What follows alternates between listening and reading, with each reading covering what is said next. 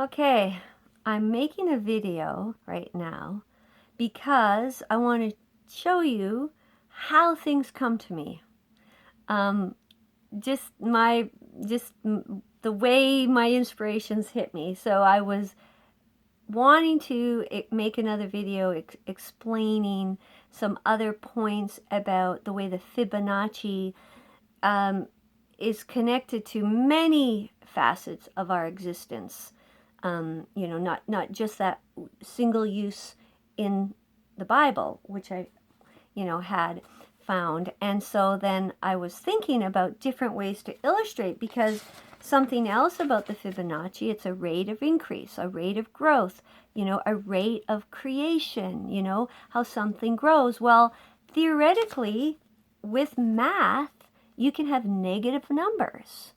So if you can have growth, you can have decay, you can have breakdown, you can have destruction.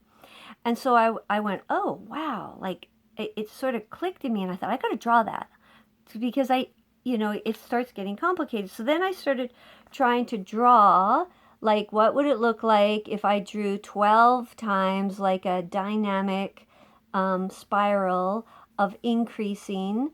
And what happens is the way it increases, it gets really big out at the digit 12. And I did it on both sides. And then I'm like, oh, that, I started just playing around with that. So then I did another one. And then I wrote the positive numbers, so we could say this is creation and this is destruction, right? Or negative and positive. And then, wow.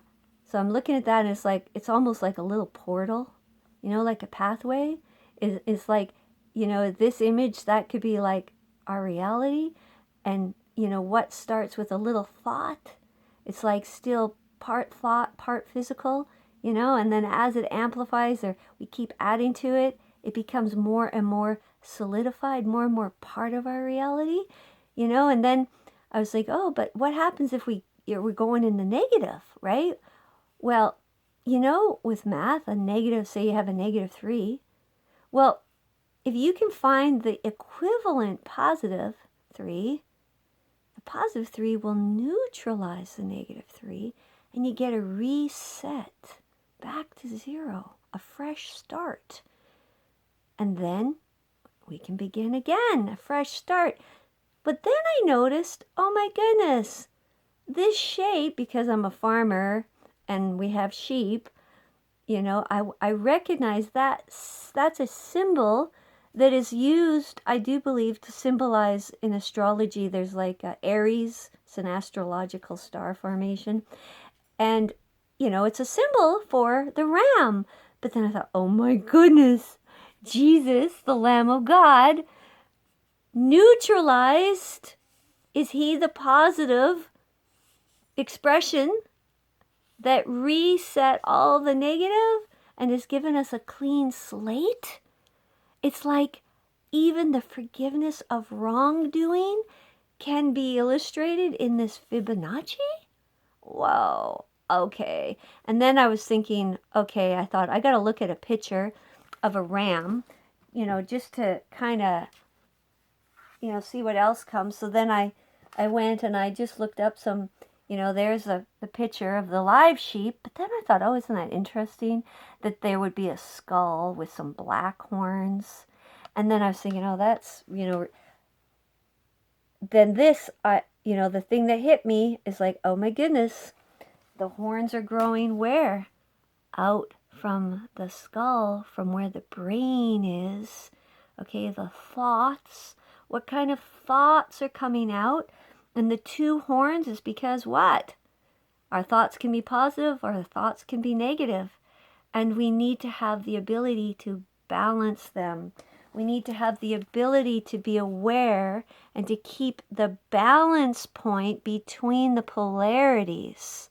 Okay, because we know we live in a world of polarities. And then with the skull picture, that skull one, we all know, from the dark side, we see these, creatures that always have these horns.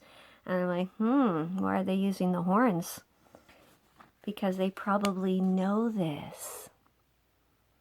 they probably understand a little bit more about the true nature of the power of manifestation and the nature of the universe and how the universe creates.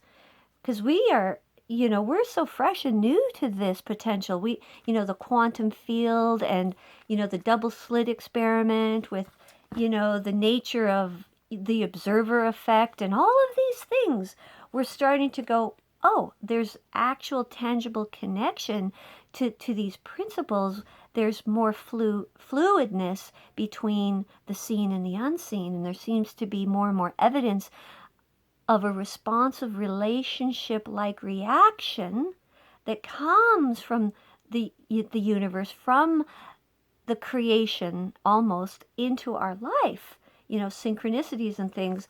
So I'm going to continue to explore this, and this, how do we mature so we can keep resetting and keep things balanced.